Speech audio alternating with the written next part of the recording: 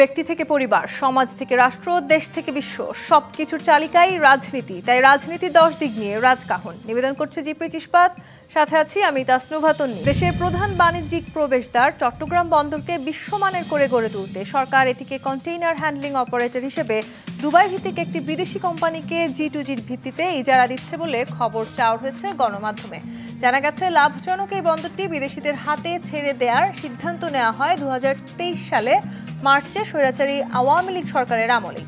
বর্তমান অন্তর্বর্তী সরকার আওয়ামী লীগ আমলের সেই সিদ্ধান্তই এখন বাস্তবায়নের উদ্যোগ নিয়েছে। সম্প্রতি সরকারের পক্ষ থেকেও বলা হয়েছে, বন্দরের দক্ষতা বাড়াতে তারা বিশ্বের সেরা ও অভিজ্ঞ বন্দর ব্যবস্থাপনা কোম্পানিগুলোর সঙ্গে আলোচনা করছে। সবকিছু পরিকল্পনা মতো এগোলে দর কষাকষি করে নভেম্বরে ডিপি ওয়ার্ল্ডের সঙ্গে কনসেশন চুক্তি হবে। এদিকে বিদেশি কোম্পানিকে দায়িত্ব দেওয়া হলেও তাতে বন্দরের কারো চাকরি কিংবা সংক্রান্ত কোনো সমস্যা হবে না বলে সরকার আশ্বস্ত করলেও এই উদ্যোগের প্রতিবাদে সরব হয়েছে রাজনৈতিক দলসহ আরও অনেক সংগঠন। তারা প্রশ্ন তুলেছে, টার্মিনালে ইতিমধ্যে সব প্রয়োজনীয় আধুনিক যন্ত্রপাতি রয়েছে যা ব্যবহার করে দেশীয় প্রতিষ্ঠান দক্ষতার সঙ্গে এই কন্টেইনার ওঠানামা করছে। এরপরও 17 বছর ধরে লাভজনকভাবে চলতে থাকা এই টার্মিনালকে কেন বিদেশি কোম্পানির কাছে ইজারা দিতে হবে? এর আগে পতেঙ্গা কন্টেইনার টার্মিনালকে বিদেশিদের হাতে তুলে দিয়েও যেখানে কাঙ্ক্ষিত ফলাফল পাওয়া যায়নি, সেখানে দেশের মোট বৈদেশিক মুদ্রার প্রায় 85% আসা বৃহৎ এই বন্দর বিদেশিদের ইজারা দিয়ে কতটা লাভবান হওয়া যাবে? বন্দর ইজারা নিয়ে পক্ষে বিপক্ষের যৌক্তিকতা কি, সব নিয়ে আলোচনায় আজ রাজকাহন স্টুডিওতে আছেন বিএনপি চেয়ারপারসনের উপদেষ্টা আব্দুস সালাম, আছেন বাংলাদেশ জাসদের সাধারণ সম্পাদক নাজমুল হক প্রধান এবং আছেন 12 দলীয় জোটের মুখপাত্র ও বাংলাদেশ এলডিপির চেয়ারম্যান শাহাদাত হোসেন সেলিম। স্বাগত জানাচ্ছি আজকের রাজকাহনে।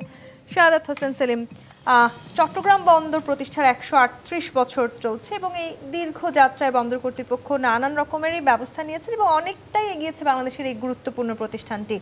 সেখানে এই মুহূর্তে যখন তত্ত্বাবধায়ক সরকার বলছে তারা এই বন্দরটিকে বিদেশি ব্যবস্থাপনার মধ্যে নিয়ে যেতে চায়, সেখানে একজন ত্রিমুখী দ্বন্দ্ব সৃষ্টি হয়েছে। কিন্তু আপনি নিশ্চয়ই জানেন, খোদ প্রধান উপদেষ্টা বলেছেন চট্টগ্রাম বন্দর বাংলাদেশের হৃদয়ের মতো। আসলে সেখানে বিদেশি ব্যবস্থাপনা আনার যেই প্রচেষ্টা তারা করছেন, সেটির তারা চাইছেন যাতে করে এই বন্দরটি আরও অনেক বেশি উন্নত হয় এবং আরও অনেক বেশি সচল হয় এবং বৈদেশিক বিনিয়োগও তাতে করে বাড়বে, সেই প্রত্যাশাও তারা করছেন। তাহলে কেন আসলে যারা এর বিপক্ষে রয়েছেন তাদের কেন এই বিপক্ষের আচরণ? ধন্যবাদ আপনাকে।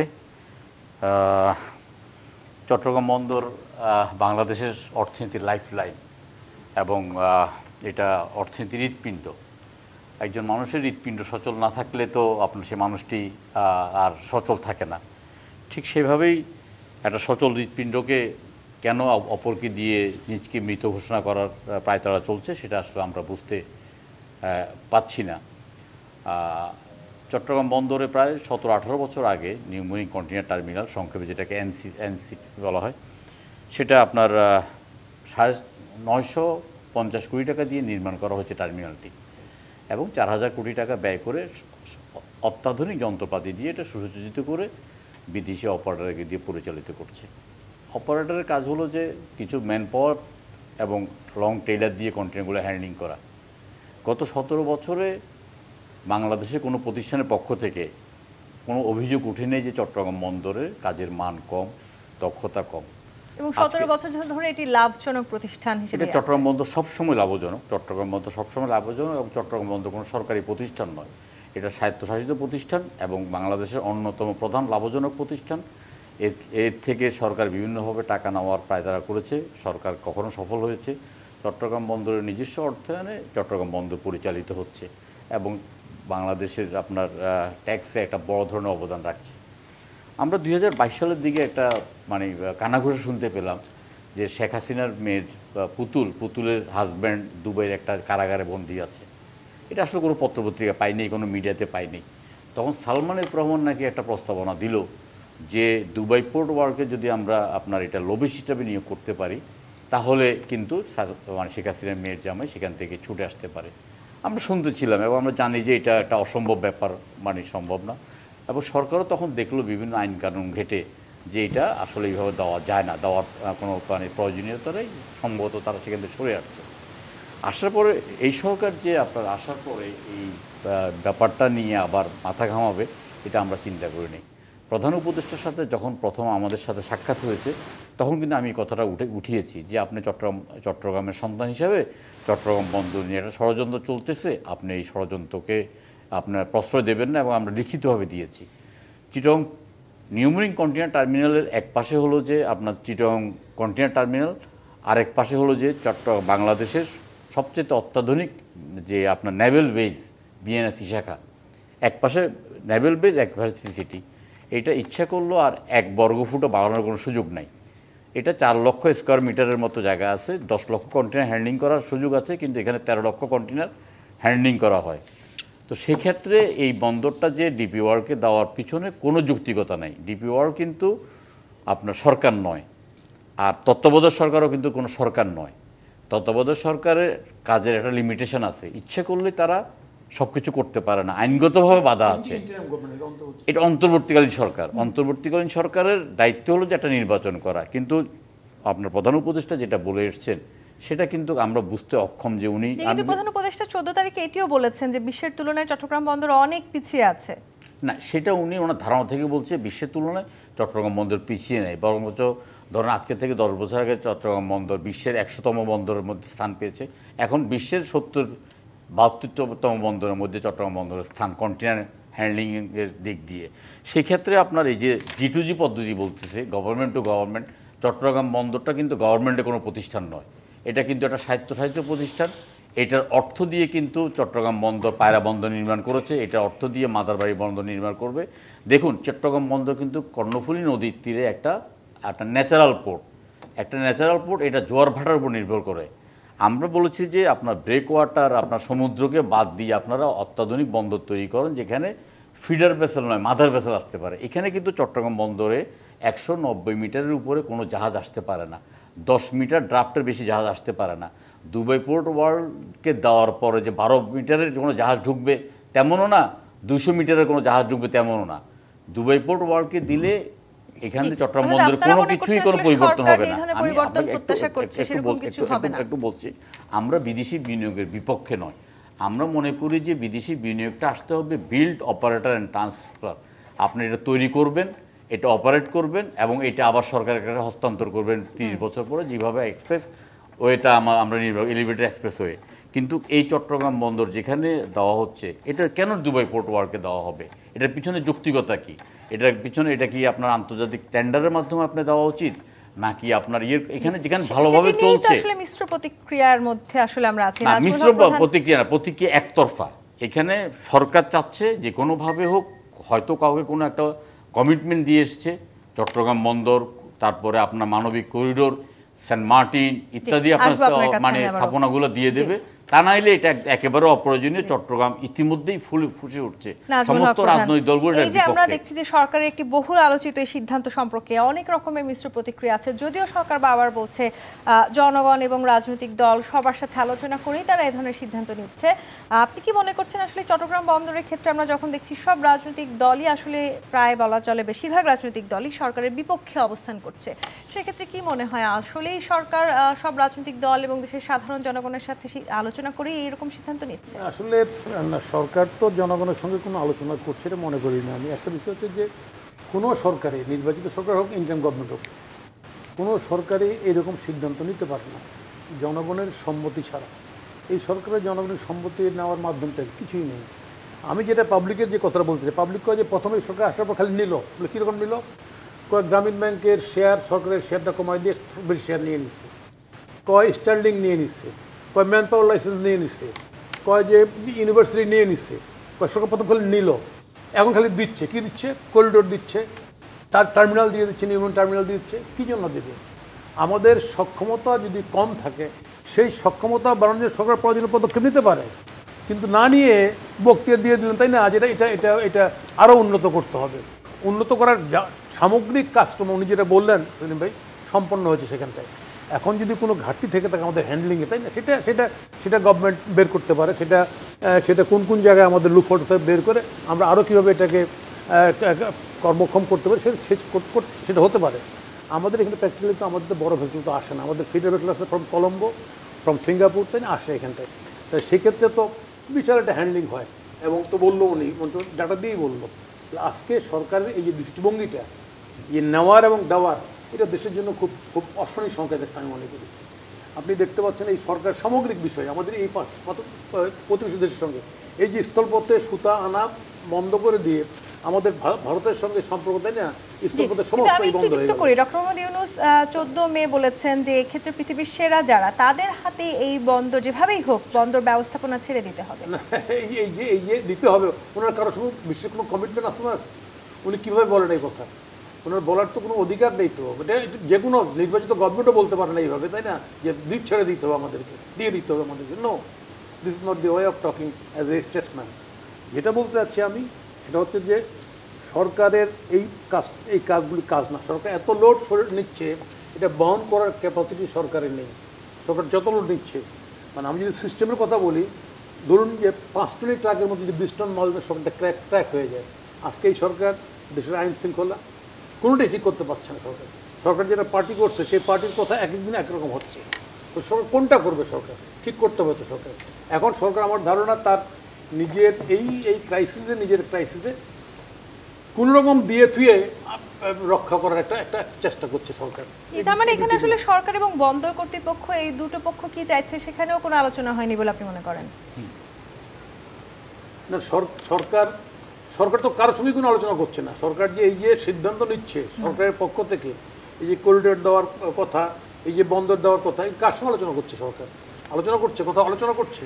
জি, যদিও সরকার কোথাও আলোচনা করছে না বলছে রাজনৈতিক দলগুলো।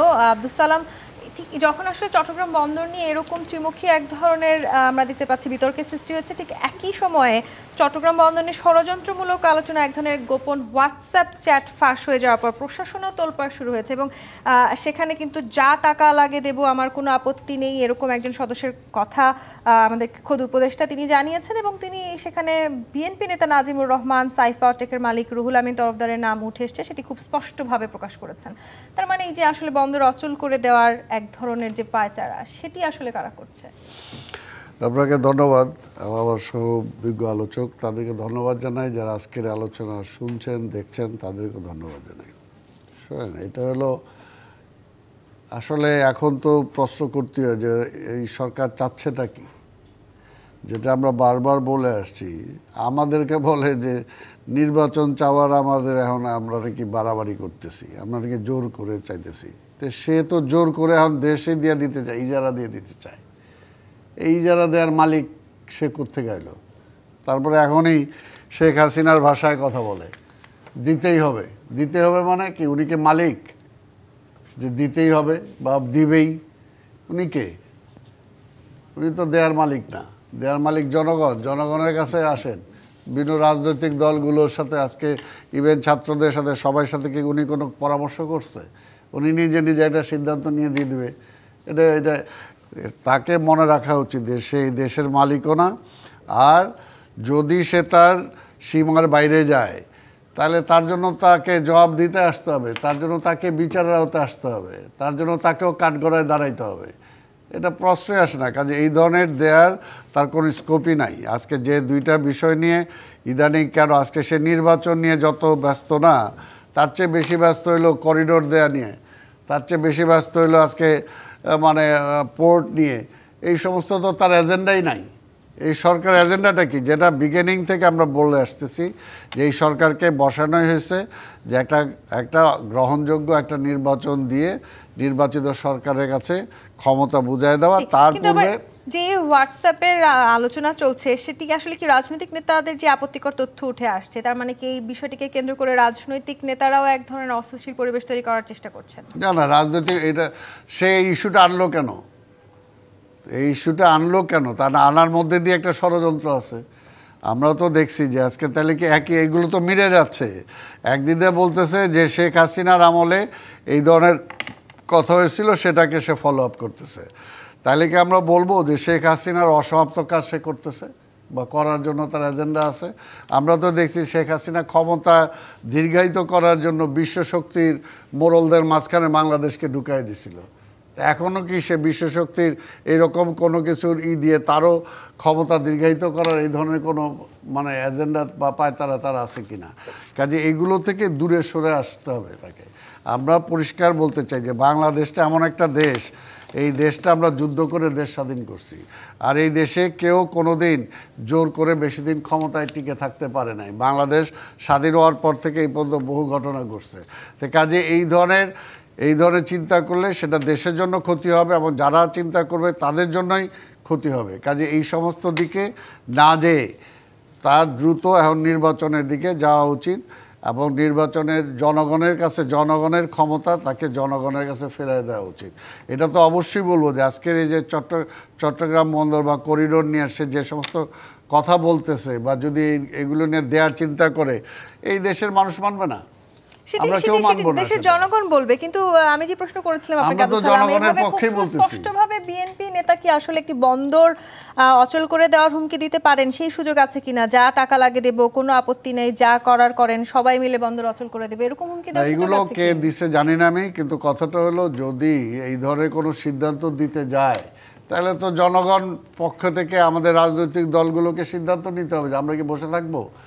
যে সে দেশ বিক্রি করে দিবে, সে পোর্ট বিক্রি করে দিবে, সে করিডোর দিয়ে ওই রোহিঙ্গাদের ওই ব্যবস্থা করে দিবে, বিদেশিদের আনার ব্যবস্থা করে দিবে, আমার পার্বত্য চট্টগ্রামকে কেন্দ্র করে ওইখানে আরেকটা রাষ্ট্র গঠনের পরিকল্পনা আছে, সেটার মধ্যে সে নাক গলাবে, আমরা কি বসে বসে দেখবো নাকি? জি, এবং এই জায়গাটি নিয়ে আসলে চট্টগ্রাম বন্দর ইস্যুতে আমরা দেখতে পাচ্ছি অন্তর্বর্তীকালীন সরকারের সাথে রাজনৈতিক দল এবং অনেক ক্ষেত্রে আসলে চট্টগ্রাম বন্দরের যারা কর্তৃপক্ষ আছেন তাদেরও এক ধরনের মুখোমুখি অবস্থান সৃষ্টি হয়েছে। সাদাত হোসেন সেলিম, এই যে বিদেশিদের কাছে আসলে দিলে সেখানে ব্যবসায়ীরা কতখানি সুবিধা পাবেন সেটি ব্যবসায়ীরা বলার চেষ্টা করছেন, তারা আসলে এখনো নিশ্চিত নন, এবং বন্দর কর্তৃপক্ষ যারা আছেন তারাও আসলে বলার চেষ্টা করছেন এই মুহূর্তে এটি বিদেশিদের কাছে দেবার কোনো প্রয়োজন নেই। কিন্তু সরকার আবার সুস্পষ্টভাবে জানিয়েছে কারো মানে কোনো শ্রমিক ক্ষতিগ্রস্ত হবেন না, কারো চাকরিও যাবে না। তারপরেও আসলে এত আলোচনা, এত বিতর্ক কেন? আমি উত্তর নিব। আরেকটি বিরতির সময় হয়েছে। জি25 প্রাথমিক রাজকাহন থেকে বিরতি নিয়ে ফিরছি, সাথে থাকুন। জি25 প্রাথমিক রাজকাহন দেখছেন। সাদাত হোসেন সেলিম, প্রশ্ন রেখে বিরতিতে গিয়েছিলাম। সবাই বলার চেষ্টা করছেন যে চট্টগ্রাম বন্দরে আসলে নিজেদের সক্ষমতা আছে, তাহলে সক্ষমতা জায়গাগুলো কেন বিদেশিদের দেয়া হবে? কিন্তু ঠিক একই সময় এই প্রশ্ন যখন রাজনৈতিক দল কিংবা বন্দর কর্তৃপক্ষ করছে, সেই সময় অন্তর্বর্তী সরকার বলার চেষ্টা করছে দেশীয় কোম্পানিগুলোকে আন্তর্জাতিক মানে গড়ে তুলতে হবে এবং সে কারণে বিদেশিদের কাছে তারা দিতে চাইছেন। তাহলে আসলে বন্দর কর্তৃপক্ষের সাথে অন্তর্বর্তী সরকারের কি কোনো ধরনের আলোচনা ছাড়াই এই ধরনের সিদ্ধান্ত নিতে যাচ্ছেন অন্তর্বর্তী সরকার? যদি সেই সিদ্ধান্ত নেওয়া হয়, বন্দর কর্তৃপক্ষ বা কি করতে পারে? এটি অত্যন্ত দুর্বল যুক্তি। আমি আপনাকে বলি যে সরকার প্রধান হিসাবে ডক্টর ইউনূস সাহেব চট্টগ্রাম গিয়ে যেটা বলেছেন যে চট্টগ্রাম বন্দরের ব্যবস্থাপনাটা বিদেশিদের হাতে তুলে দেবে, এটা বলে তিনি চট্টগ্রামবাসীকে অপমান করেছেন, চট্টগ্রাম বন্দরের শ্রমিক কর্মচারীদেরকে অপমান করেছেন, চট্টগ্রাম বন্দরের কর্মকর্তাদেরকে অপমান করেছেন। চট্টগ্রাম আপনি আমাকে বলতে দেন, চট্টগ্রাম বন্দর আপনার শুধু 2 ঈদে 8 ঘন্টা ছাড়া আর কখনো বন্ধ থাকে না, 24 ঘন্টা চলমান। করোনাকালে চট্টগ্রাম বন্দর 1 ঘন্টার জন্য বন্ধ ছিল না। সবচেয়ে বেশি শ্রমিক কর্মচারী চট্টগ্রাম বন্দরে মারা গেছে করোনাতে। চট্টগ্রাম বন্দরের কর্তৃপক্ষ, চট্টগ্রাম বন্দরের কর্মকর্তারা একটা অসম যুদ্ধ করে আজকে পৃথিবীর বুকে চট্টগ্রাম বন্দরকে একটা অনন্য উচ্চতায় নিয়ে গেছে। এই মুহূর্তে বিদেশি ব্যবস্থাপনার কোনো প্রয়োজনই নেই, কোনো প্রয়োজন ছাড়াই এই কথাটা বলছেন তিনি, না জেনে বলছেন, তিনি শোনা কথা বলছেন, তিনি দেখানোর জন্য। ওই যে বিডার থেকে একজন আনছেন, খুব ভালো ইংরেজি বলতে পারে, বিনিয়োগের কথা বলছেন, বিনিয়োগ আসছে ঘোড়ার আন্ডা। আপনার দেশে তো বিনিয়োগ বন্ধ, এখানে আপনার বিনিয়োগের কোনো প্রয়োজন নাই, 1 টাকা বিনিয়োগ করার কোনো প্রয়োজন নাই কোনো বিদেশিদের। আপনি যদি G2G বলেন বা পিপিপি বলেন, এখানে আর কোনো 10 টাকা আর আপনার ব্যয় করার কোনো সুযোগ নেই। এটা একটি স্বয়ংসম্পূর্ণ পোর্ট। আমরা বলছি আপনি আরেকটা পোর্ট নির্মাণ করেন বিদেশিদের, কিন্তু আমাদের কোনো আপত্তি নাই। কিন্তু এই যে আপনার চিটাগং পোর্টটা চলছে এখন, আপনার চিটাগং পোর্ট ধরেন যে ট্যারিফটা যে ভাড়াটা নিচ্ছে, ধরুন জাহাজ ভাড়াটা নিচ্ছে, বাট ভাড়াটা নিচ্ছে, রিভার ডিউজ নিচ্ছে, স্টোর রেন্ট নিচ্ছে, তার মধ্যে যে বন্দরে কন্টেনার উঠানো নামানোর জন্য যেই মানে টাকাটা তারা নিচ্ছে বিদেশি শিপিং এজেন্ট থেকে, তার ধরেন 5 ভাগের 1 ভাগ দেশীয় টাকায় অপারেটরকে পেমেন্ট করছে। আর দুবাই পোর্ট ওয়ার্ল্ড অথবা অন্য কোনো কাজ দিলে মূল্যবান বিদেশি মুদ্রা চলে যাবে। দুবাই পোর্ট ওয়ার্ল্ড পরিচালিত হচ্ছে 80% ভারতীয় নাগরিক দ্বারা। আপনার বাংলাদেশের অর্থনীতির একদম হৃৎপিণ্ডকে আপনি ভারতীয় নাগরিক দ্বারা পরিচালিত করতে দেবেন? 96 সালে আওয়ামী লীগ সরকার যখন ক্ষমতা ছিল, তখন চট্টগ্রাম বন্দরের মোহনাতে এসএসএ স্টিভেনিং সার্ভিস অফ আমেরিকা নামে একটা কোম্পানিকে লিজ দেওয়ার জন্য শেখ হাসিনা সরকার চুক্তি পর্যন্ত করে ফেলেছে। চট্টগ্রামবাসীর তীব্র আন্দোলনের মুখে যে একটা নিরাপত্তাজনিত ঝুঁকির কারণে চট্টগ্রাম বন্দরের প্রবেশ মুখে একটা বিদেশি হাতে তুলে দেওয়া যাবে না, সে আন্দোলন করে সেটাকে বাতিল করেছে এবং হাইকোর্টের ডক্টর কামাল হোসেন সাহেব রিট করে সেটা বাতিল করেছেন।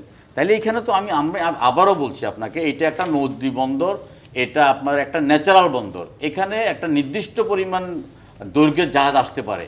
আপনি যদি বড় মাধাল ভেসেল আনতে যান তাহলে আপনার বঙ্গোপসাগরের মধ্যে আপনার সমুদ্র বন্দর তৈরি করেন, যেটার নাম বে টার্মিনাল। আজকে বে টার্মিনাল হওয়ার কথা 10 বছর আগে, এখন পর্যন্ত কোনো কাজ হয়নি। আমি পৃথিবীর অন্তত 50টা পোর্ট দেখেছি। বোম্বেতে 3টি পোর্ট পাশাপাশি, তার মধ্যে একটি পোর্ট হলো যে জওহরলাল নেহরু পোর্ট, একটা নরসিংহ পোর্ট, একটা বোম্বাই পোর্ট ট্রাস্ট। অর্থাৎ 3টা পোর্টের মধ্যে একটা পোর্ট সরকারের হাতে রাখছে যেন বেসরকারি হাতে জিম্মি না হয়। আমরা বলতেছি যে বে টার্মিনালে যে 3টা পোর্ট আছে, একটা চিটং পোর্ট চালাক, 2টা আপনারা আন্তর্জাতিক টেন্ডারের মাধ্যমে সবচেয়ে দক্ষ কোম্পানিকে দেন, আমাদের কোনো আপত্তি নাই তো, আমরা এই ক্ষেত্রে কোনো আপত্তি করছি না। কিন্তু এখানে শ্রমিকদের আপনার চাকরি যাবে, কারণ এই শ্রমিকদেরকে তারা রাখবে না। সরকার তো বারবার বলছে কোনোভাবে কোনো শ্রমিক এটা সরকার বললে তো হবে না। সরকার ডক্টর ইউনূস সাহেব কি থাকতে পারতেন গ্রামীণ ব্যাংকে? আমাদের ওইখানে তো 60 বছরের বেশি হলো আমরা ওই শ্রমিককে মানবিক কারণে রাখি, অথবা তার ছেলেকে আমরা চাকরি দিই, তারপর তার উত্তরাধিকারী চাকরি দিই। ওই দুবাই ওয়ার্ল্ড তো আর এখানে এই পিরিয়ডটা দেখাবে না। আমরা যতটা মানবিকভাবে আমরা শ্রমিক কর্মচারীর সাথে আছি সেটা নাই। আর চট্টগ্রাম বন্দরের কর্মকর্তা কর্মচারীরা তো তাদের দিনরাত নাই। আপনি একজন কর্মকর্তাকে যদি রাতে 4টা বাজে ফোন করেন তাকে পাবেন, 4টা বাজে ডাকলে সে স্পটে এসে হাজির হবে। তারা তো তাদের সার্ভিসটা দিয়ে যাচ্ছে। আজকে ডক্টর ইউনূস সাহেবের কোনো অধিকার নাই তাদেরকে অপমান করার জন্য। এবং সবচেয়ে বড় কথা হলো এটা যেমন বাড়ানোর কোনো সুযোগ নাই, বিনিয়োগের সুযোগ নাই, এবং এখানে আপনার মূল্যবান বৈদেশিক মুদ্রা তাদের মাধ্যমে মানে আপনার বিদেশে পাঠাই দেওয়ার এই যে পায়তারাটা, সেখান থেকে আজকে ফুটে উঠছে। আপনার গতকালকে একটা বিশাল মশাল মিছিল হয়েছে এবং চট্টগ্রাম বন্দরে বলতে অচল করার কথা।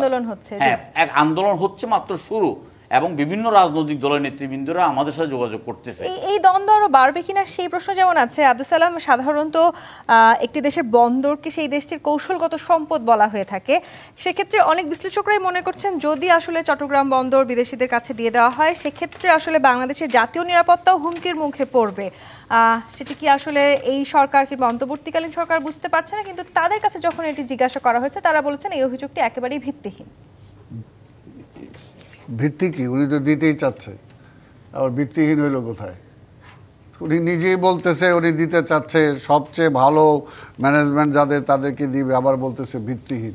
তো উনি দিতে চাচ্ছে। কথাটা হলো যে সে এই ডক্টর ইউনূস যে 2টা এজেন্ডা নিয়ে এখন নামছে, একটা হলো যে সে রোহিঙ্গাদের জন্য করিডোর, আর একটা হলো যে পোর্ট। এই 2টাই দেশবিরোধী চুক্তি। এই দেশবিরোধী চুক্তি করার তার কোনো অধিকার নাই। বারবার যেটা বলবো, কোনো অধিকার নাই। আজকে অর্থনীতির কথা বলেন, দেবপ্রিয় ভট্টাচার্য কি বলছে, একজন অর্থনীতিবিদ, যে আজকের দেশে অর্থনীতিতে কোনো গতি নাই, পিছনের দিকে যাচ্ছে, কোনো নতুন ইনভেস্টমেন্ট নাই। আজকে বেকার সংখ্যা প্রতিদিন বাড়তেছে, সেদিকে তার কোনো খেয়াল নাই। আর যেটা আমাদের একটা প্রফিটেবল কনসার্ন, সেটাকে নিয়ে সে আজকে এখানে আসতেছে। আমরা কি দেখছি, ব্রিটিশ আমলে প্রথম বন্দর ইজারা নিচ্ছে আজকে, আগে ব্রিটিশরা নিয়ে তারপর আস্তে আস্তে আমার স্বাধীনতা খাইছে। তো এখানে তো আমার কোনো দরকারই নাই। কাজে উনি কেন এটার উপর জোর দিতেছে, আজকে জোর দিতেছে, তার মানে তার মনে অন্য কোনো এজেন্ডা আছে এখানে। তো কাজে সেই সমস্ত এজেন্ডা দিয়ে এখানে চলবে না। সে তো তার সমস্ত ব্যবসা, তো যেটা একটু আগে নাজমুল হক প্রধান বলল, যে তার নিজস্ব ব্যবসাগুলো তো সে ঠিকই গুছায় নিছে। গ্রামীণ ব্যাংকের জন্য যা যা প্রফিটেবল যা করা দরকার, সরকারের শেয়ার কমানো, আরও যা যা করা দরকার, সেগুলো তো ঠিকই করতেছে। কিন্তু জনগণের পক্ষে তো এই পর্যন্ত কোনো একটা স্টেপ সে নেয় নাই। জনগণের পক্ষে কি স্টেপ নিচ্ছে? সেই পর্যন্ত ব্যাংক লুট করছে যারা, শেয়ার মার্কেট লুট করছে যারা, তাদেরকে ধরছে। এই ব্যবসা বাণিজ্য সিন্ডিকেট করে যারা দেশটার 12টা বাজায় দিছে, তাদেরকে ধরছে।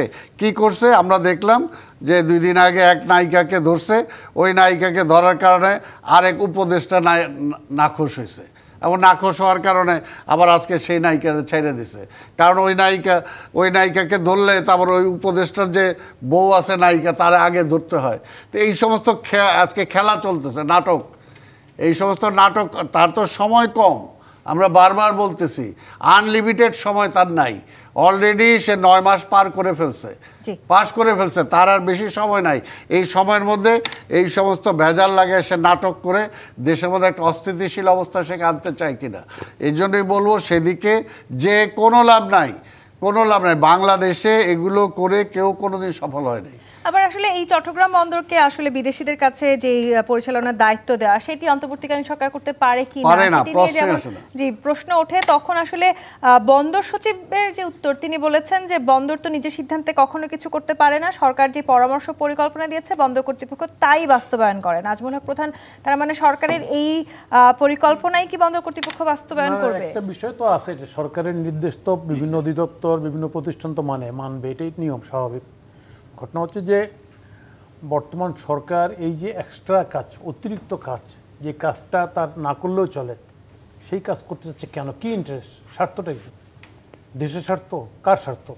সরকারের কারোর সঙ্গে কোনো অঙ্গীকার চুক্তি আছে সরকারের যে আমাকে এসে এগুলি করতে হবে আমাকে? আমার তো মনে হয় তাই। কারণ সরকারের প্রথম প্রাথমিক কাজ হচ্ছে বাংলাদেশের মানুষ বিগত 16-17 বছর ধরেই, এর আগের থেকেও একটা প্রপার ভোটের মাধ্যমে তার নেতৃত্ব নির্বাচন করতে পারে নাই। বিগত সরকার যেটা ছিল মারাত্মক এটা ক্ষতি করছে, এক। দ্বিতীয় কথা, লুটপাটও করছে। আপনি এক ছোট্ট একটা উদাহরণ দিই, আমরা পদ্মা সেতু গভর্নমেন্ট টু গভর্নমেন্ট চুক্তিটা বললাম না, কিন্তু পদ্মা সেতুর এটা সবাই জানে, ওখানে জমি কেনা বেচায় সেটেলমেন্টে যে পয়সাপাতি যে লুটপাট হয়েছে আমলার থেকে এটা তদন্ত হয়েছে একটা? তদন্ত হয়েছে একটা? না, না হয় নাই তো। এরকম বিভিন্ন জায়গায় সরকার অসংখ্য দুর্নীতি জায়গা আছে, পাইছে কি সরকার? শুরু না খাইতে খাও। কিরকম না খাইতে খাও? কি হত্যাকাণ্ড হয়েছে, সবাইকে জারি ধরে তারই হত্যাকাণ্ডের মামলা দিয়ে দাও, যে খাটবে না। এই একটা সহজ পথ, সবাইকে হত্যাকাণ্ডের মামলা দিয়ে আটকায় রাখা। এটা তো কোনো আইনগত কোনো পদক্ষেপ না। সরকার যেটা করতেছে, একটা গোটা ন্যাশনটাকে বিচার ব্যবস্থা সম্পর্কে, আইন সম্পর্কে একটা খারাপ ধারণা তৈরি করছে সরকার। যে হয় নাকি একটা লোক, সে একটা মন্ত্রী, আমার লাগবে সুজন পুলি, ওইখানে একটা লোক মারা গেছে, হ্যাঁ মারা গেছে সত্য, একটা মন্ত্রী ওখানে মারার সঙ্গে যুক্ত ছিল নাকি? ও তো ছিল ঢাকায়।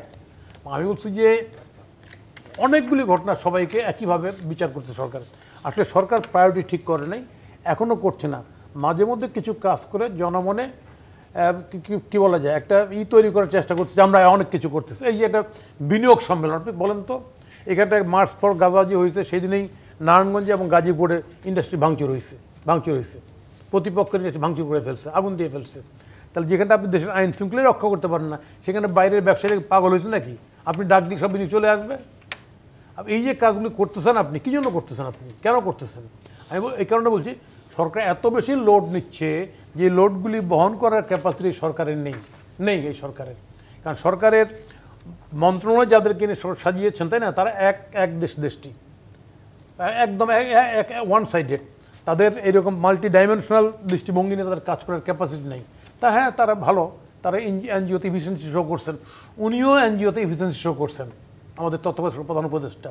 বাকি কাজে ওনার এফিসিয়েন্সি নেই আজকে। ফলে আমি বলতে চাচ্ছি এখনও সময় আছে, রাজনৈতিক শক্তিসমূহ, সব আন্দোলনকারী শক্তিসমূহ আলোচনা করে সরকার দ্রুত কিভাবে সেই আলোচনার কথা কিন্তু বারবার সরকারের তরফ থেকেও বলা হচ্ছে। প্রধান উপদেষ্টা প্রেস সচিব তিনিও বলেছেন যে তারা আসলে চাইছেন সব স্টেক হোল্ডারদের সাথে আলোচনা করে সিদ্ধান্ত আসুক। সরকারের প্রেস সচিব খুব বাড়তি কথা বলেন উনি এখনো তো বুঝেন নাই রাজনীতি কি জিনিস।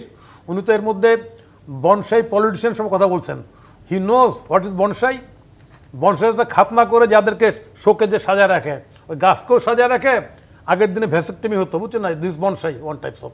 আমি কথা বলছি এই কারণে, উনি এর মধ্যে মারাত্মক ফাউল কমেন্ট করছেন, ওনার উইথড্র করা হচ্ছে কথাবার্তা। ওনার নামটা নিয়ে এসছেন, আমি দুঃখিত ওনার সঙ্গে কথা বলতে গিয়ে। উনি তো মোর দেন তত্ত্বাবধায়ক প্রধান উপদেষ্টা থেকে বেশি কিছু উনি মনে করছেন নিজেকে। জি, কিন্তু চট্টগ্রাম বন্দর ইস্যুতে তিনি এটাও বলেছেন যে আমরা সেই সব কোম্পানিগুলোর সাথে কথা বলছি যারা পুরো পৃথিবীতে স্ট্যাবলিশড রেকর্ড আছে, কোনো ফালতু কোম্পানি না, যারা 70 থেকে 80টা পোর্ট হ্যান্ডেল করেছেন। তাহলে আসলে বাংলাদেশের চট্টগ্রাম পোর্ট হ্যান্ডেল করতে অসুবিধা কোথায়? আমি এই প্রশ্নটির উত্তর নিব। আরেকটি বিরতি নিয়ে ফিরতে হবে। জিপিএস প্রাথমিক রাজখান থেকে পর্যায়ে আরেকটি বিরতি নিয়ে ফিরছি।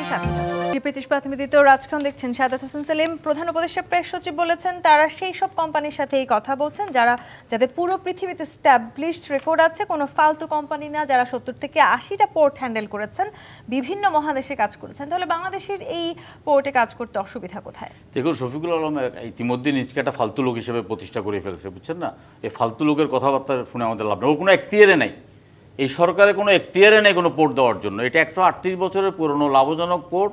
এই পোর্ট এইভাবে চলবে, ওর কোনো এখতিয়ার নাই। আর 70-80টা যদি পোর্ট আপনার পরিচালনা করা থাকে, 100টা পোর্ট পরিচালনা করার মতো কোম্পানি আছে। নতুন সরকার এসে নতুন বন্দর করবে, সেটা মানে দরপত্রের ভিত্তিতে, আন্তর্জাতিক প্রতিযোগিতার ভিত্তিতে করবে নতুন সরকার, ম্যান্ডেট নিয়ে, জনগণের ম্যান্ডেট নিয়ে। এই সরকারের এটা করার কোনো রকম ইয়ে নেই। আপনি দেখুন, বিমান একটা অলাভজনক একটা প্রতিষ্ঠান, কিন্তু বিমানের বেতনের চাকরি, সরকার কর্মকর্তা কর্মচারীদের বেতন কিন্তু স্বতন্ত্র। চট্টগ্রাম বন্দর কিন্তু সবচেয়ে লাভজনক হিসেবেও চট্টগ্রাম বন্দর কিন্তু মানে স্বতন্ত্র বে স্কেল না, একদম ওই সরকারি কর্মচারীদের মতো কাজ করছে ডবল। জানকে একদম বাজিয়ে রেখে তারা কাজ করছে, কিন্তু তাদের আপনার বেতনও ইয়ে করে।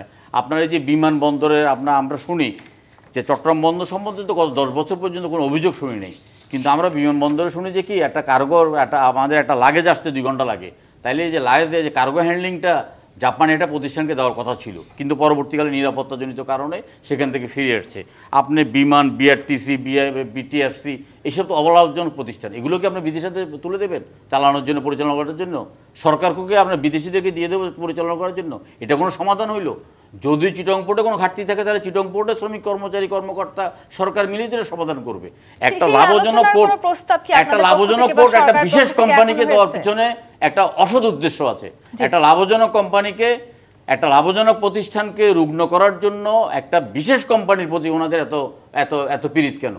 একটা বিদেশি কোম্পানি কেন? আর কি সিঙ্গাপুর পোর্ট নাই, মালয়েশিয়ান পোর্ট নাই, আপনার এখানে নেদারল্যান্ডের বড় বড় পোর্ট নাই, আমেরিকান পোর্ট নাই, ইউরোপের পোর্ট নাই, ওই যে পোর্ট পরিচালনা করে কোম্পানি নাই?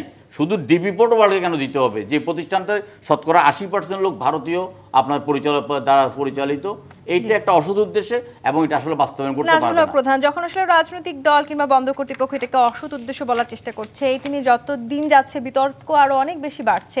সরকারের তরফ থেকে কিংবা রাজনৈতিক দল, বন্দর কর্তৃপক্ষ কারো তরফ থেকে কি আলোচনার মধ্য দিয়ে কোনো সমাধানের একটা বিষয় সূত্র আমরা খুঁজে পাচ্ছি? পরিষ্কার করে বলি, সরকার যত পপুলারই হোক, এটা তো ইন্টারিম গভর্নমেন্ট, অন্তর্বর্তী সরকার, ইভেন নির্বাচিত সরকার যা ইচ্ছা তাই করতে পারে না। এর জন্য জনগণের সম্মতি লাগে, সম্মতি পার্লামেন্ট লাগে, বিরোধী দল ক্রস সেকশনের মতামত লাগে।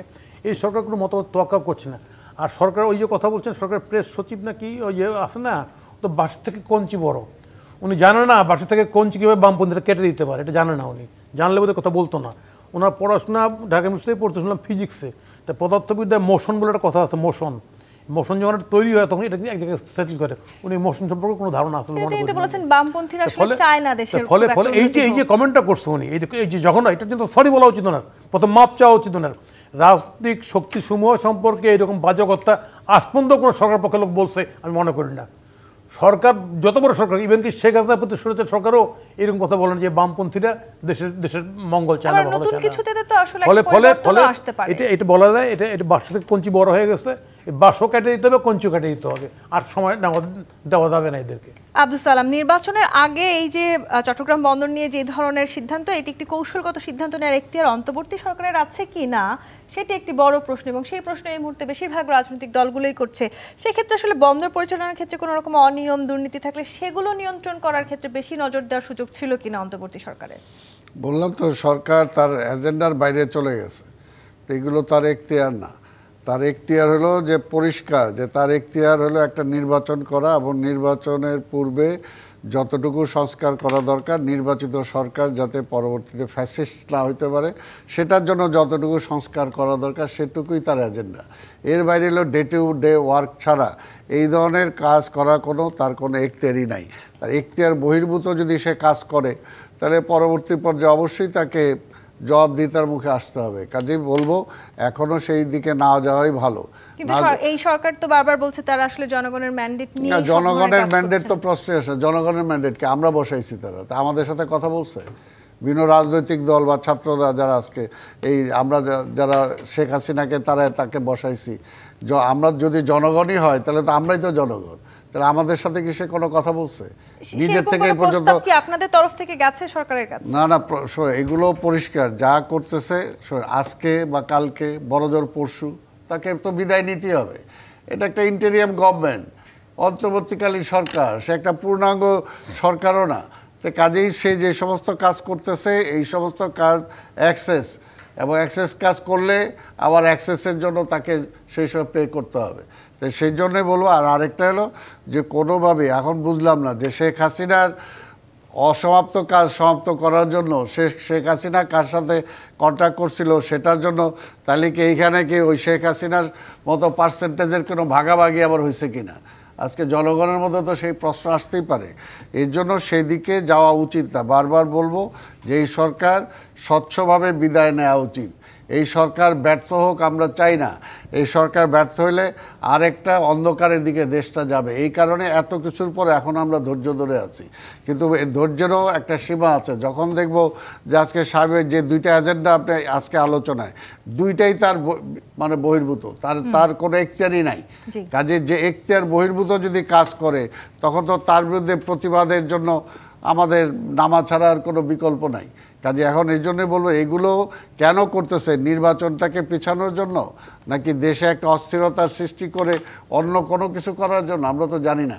একটা দায়িত্বশীল সরকার কখনো এগুলো করতে পারে না। তাহলে আসলে বিএনপি কি মনে করছে চট্টগ্রাম বন্দর নিয়ে এই মুহূর্তে যে বিতর্কের সৃষ্টি হয়েছে, সেই বিতর্কের আদৌ কোনো যৌক্তিকতা আছে কিনা? কোনো যৌক্তিকতা নাই। আমরা মনে করি কোনো যৌক্তিকতা নাই, বরঞ্চ দেশটাকে এখন স্থিতিশীল রেখে একটা নির্বাচনের দিকে তাকে যাওয়া উচিত। এবং যেটা তো বললাম যে আজকে কোনো আসল কাজ তো সে করতে পারে নাই।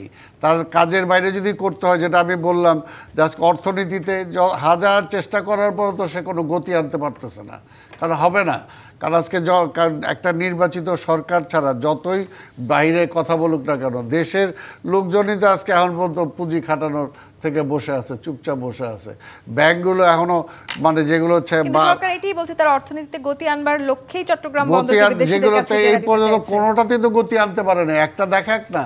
আমি তো বললাম যে দেবপ্রিয় ভট্টাচার্য একজন বিশিষ্ট অর্থনীতিবিদ, আজকেই তার আসছে, গতকালকে তিনি বলছে, আজকে দেখ যে আরো পিছিয়ে যাচ্ছে অর্থনীতিতে। গতি আসা তো দূরের কথা, স্থবির হয়ে আছে, এটা পিছিয়ে যাচ্ছে। এবং বেকার সংখ্যা বাড়তেছে, জনগণের মধ্যে আজকের এই যে অবস্থা, দেখা যায় এইখানে তো কোনো কিছু না, সব স্থবির হয়ে আছে। আজকে মনে করেন ফরেন রেমিটেন্স থেকে যেগুলো আসতেছে সেগুলো খালি জমা হচ্ছে বলে আমরা দেখাচ্ছি যে আমার ইটা বাড়ছে, কিন্তু আসলে কোনো ইনভেস্টমেন্ট নাই, নতুন কোনো ইনভেস্টমেন্ট নাই, নতুন কোনো ইন্ডাস্ট্রি নাই। আজকে কোনো কিছু বাড়তেছে না। আজকে স্বাভাবিকভাবে আজকে প্রতিবেশী রাষ্ট্র ভারত আমাদের উপর যেভাবে একটার পর একটা আমাদের উপর চাপ সৃষ্টি করার জন্য চেষ্টা করতেছে, তার বিপক্ষে আমি কি গ্রহণ করতে পারছি? আজকে যে সার্ক সৃষ্টি করে উপমহাদেশে একটা মানে প্রভাব বিস্তার যাতে কেউ না করতে পারে, একটা সম অবস্থান যাতে থাকে, যে সার্ক সৃষ্টি করা হয়েছিল, এই সরকার এখন পর্যন্ত সেই ব্যাপারে কোনো কথা বলছে? এরপর আমরা নিশ্চয়ই চাই যে সব স্টেক হোল্ডারদের সাথে আলোচনার মধ্যে দিয়ে চট্টগ্রাম বন্দরের বিতর্কের অবসান ঘটুক। আব্দুল সালাম, নাজমুল হক প্রধান, শাহাদাত হোসেন সেলিম, ধন্যবাদ আজকে রাজকাহন আমাদেরকে সময় দেওয়ার জন্য। দর্শক, আজকের মতো বিদায় নিচ্ছি জি25 নিবেদিত রাজকাহন থেকে। ফিরবো আগামীকাল রাত 10টায় নতুন রাজকাহন নিয়ে। ডিবিসির সঙ্গেই থাকুন।